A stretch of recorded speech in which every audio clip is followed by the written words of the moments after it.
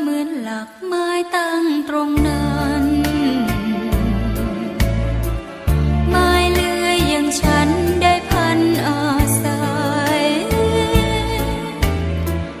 ขาดเธอเหมือนขาดหลักชีวิตไปก้าวเดินทางใดขาดความมั่นใจแน่นอนเพราะเธอเหมือนสร้อยพระห้อยคอหนึ่ง